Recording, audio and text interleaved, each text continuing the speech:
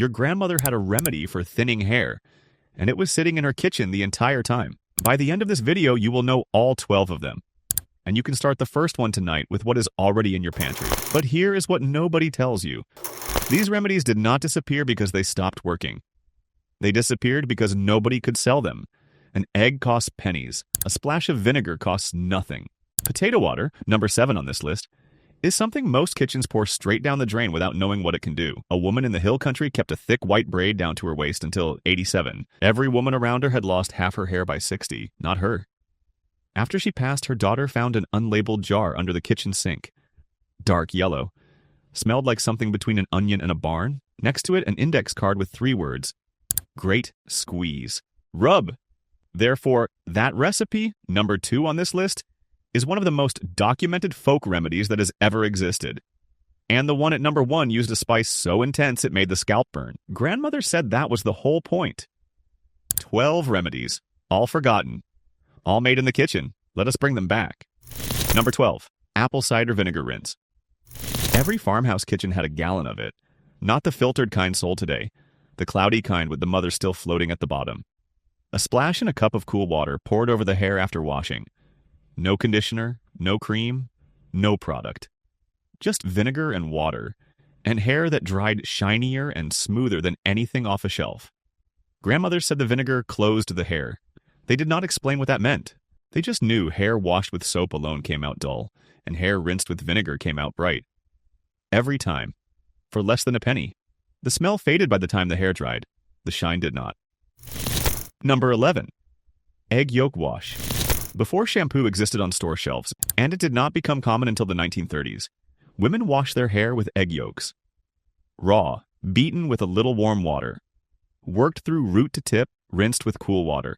Never hot. Hot water cooked the egg, and cooked egg in your hair was a mistake you only made once. Farm women did this every Saturday because Sunday meant church, and church meant your hair had to behave. 1 egg. 5 minutes. That was the entire hair care routine for millions of women for over 100 years before the beauty industry decided it was not enough. It was enough. Number 10. Rosemary boil rinse. This is the oldest remedy on this list. Older than any brand. Older than the idea that hair care required anything more than a plant and a pot of water. A handful of rosemary sprigs dropped into boiling water. Covered. Left to steep until the water turned dark. Strained, cooled, poured over the hair as a final rinse. Immigrant women brought rosemary cuttings wrapped in damp cloth through the harbors. They planted them by the back door and used them for cooking, for the house smell, and for the hair. 1 plant, 3 purposes. Nothing wasted. Women who used rosemary water weekly said it kept the hair dark longer and thicker longer. They did not have a reason. They had a result. And for women who could not afford a single product from a single store, a result was all that mattered. Number 9.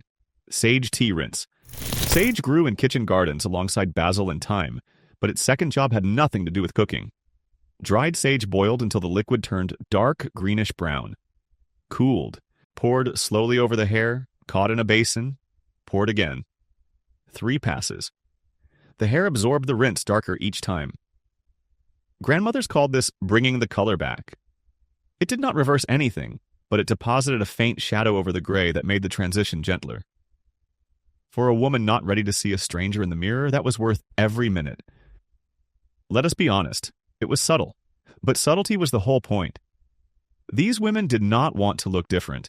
They wanted to look like themselves, just a little longer. If that line hit somewhere, hit the like button. It helps more people find this. The next 8 remedies go deeper than anything the first 4 touched. Number 8. Blackstrap molasses tonic. This one was not applied to the hair. It was swallowed. 1 tablespoon of blackstrap molasses, the thick, dark, almost bitter kind, every morning. Dissolved in warm water or eaten straight off the spoon. Women in the southern lowlands swore this kept hair from thinning and color from fading. They had no explanation. They just pointed to their own heads and said, "Look." A churchwoman said she had taken a spoonful every morning since she was 19. Her daughter asked when she planned to stop. The woman looked at her like the question was absurd. She died at 91 with hair her hairdresser said was thicker than most women half her age. Nothing more. Number 7. Potato water rinse. This cost nothing, absolutely nothing. When you boiled potatoes, the water left behind was cloudy and starchy. Most women poured it down the drain, but during the hardest years when nothing left the kitchen, some women saved that water. After it cooled, they poured it over their hair and let it dry without rinsing. The starch coated each strand, adding thickness that clean hair did not have.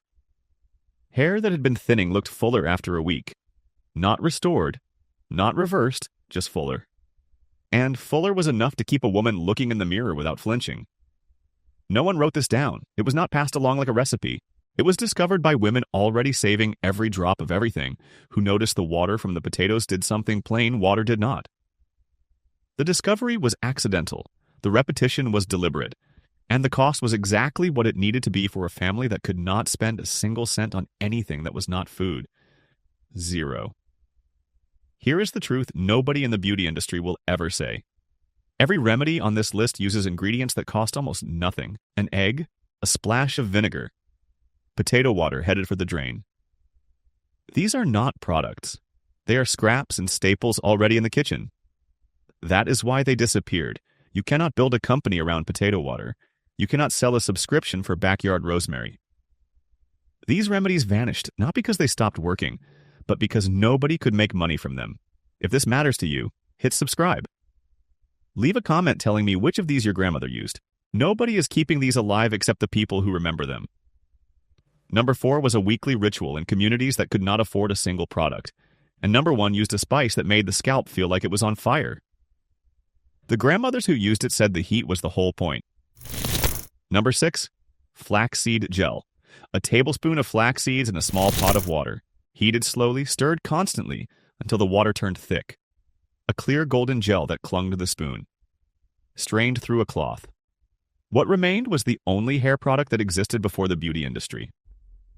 Farm women, church women, working women, anyone who needed hair to hold a shape used this. Made fresh every few days, stored in a small jar by the mirror. The consistency was everything. Too thick and it flaked. Too thin and it did nothing. Women taught each other the exact moment to pull the pot off the heat. That precision, learned by feel, not measurement, was knowledge that could not be written down. It had to be shown, and when the showing stopped, the knowing disappeared with it. Number 5. Nettle leaf tea rinse. You had to pick them with gloves. Ooh, bare hands meant 20 minutes of stinging regret. But once the boiling water took the sting away and turned the leaves into dark green tea, what came out was something women valued enough to endure the picking. Cooled, strained, poured over the hair. It left hair darker, thicker to the touch, with a shine that lasted days. The plant grew wild, along fences, behind barns, in rich soil nobody bothered to mow, free and powerful. Grandmother said the sting was how you knew the plant was strong. Whether that was true or just a way to stop grandchildren from complaining, it worked either way. Number 4. Castor oil scalp rub. Every bathroom cabinet in the rural stretches of the southern part of this land had a bottle. Dark glass, heavy lid, unmistakable smell. Saturday night was the ritual. Oil warmed between the hands, pressed into the scalp, not the hair, the scalp, with firm circular motions.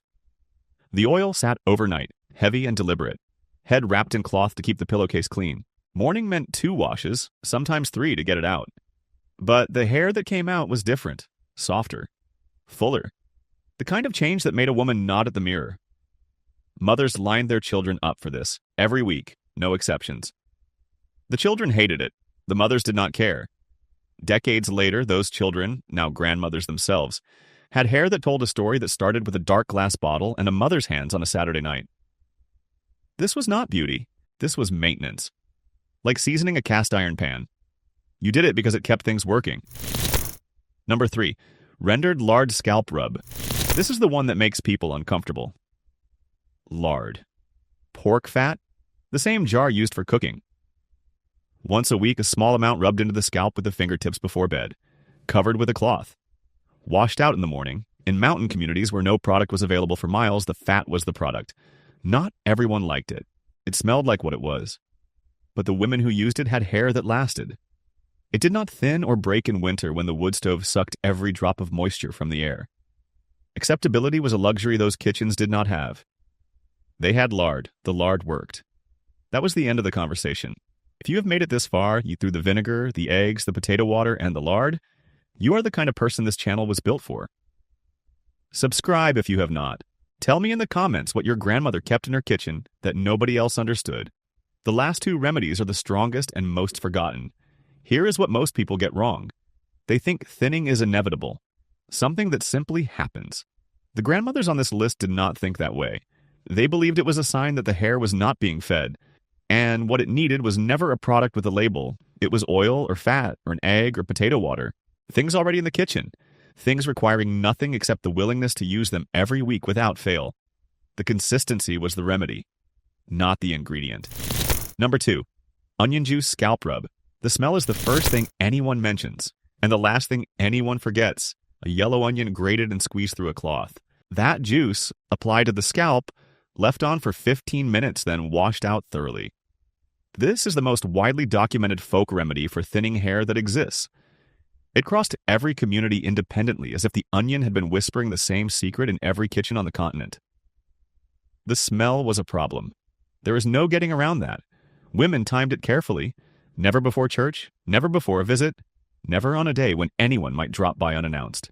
Saturday morning, windows open, wash water ready. That was the window.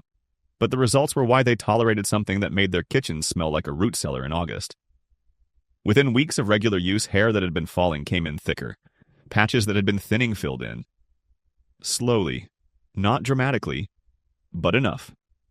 The woman from the opening, the one with the white braid at 87, had a jar of onion juice under her sink for decades. Her daughter found the recipe on an index card after she passed. 3 words. Grate, squeeze, rub. No explanation, no instructions beyond that. Because the onion did not need a manual. It just needed someone willing to endure the smell long enough to see what happened next. Number 1, mustard seed and lard paste. This is the strongest, most forgotten remedy on this list. It disappeared first, not because it did not work, but because nothing about it was gentle. Mustard seeds ground to a fine powder, mixed with rendered lard into a thick paste, applied to the scalp, 15 minutes maximum. That number was not flexible. Within seconds, warmth. Within a minute, real heat. The kind that made you press your palms against your head and breathe through your teeth. The mustard burned across the scalp like a slow match being dragged across skin. Grandmothers called it waking up the scalp. The roots had gone to sleep and needed to be brought back. The heat was the alarm. The lard kept it from being too harsh, and when you washed it out, might never past 15 minutes, the scalp was flushed and tingling for hours. This was the remedy you used when everything else had been tried. The vinegar, the eggs, the oil, all gentler, all first.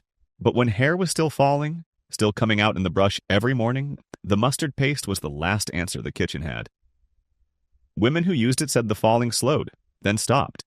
Then new growth appeared where the scalp had been bare. Not fast, not thick, but present. Tiny, soft hairs pushing through like the first green shoots after a long winter.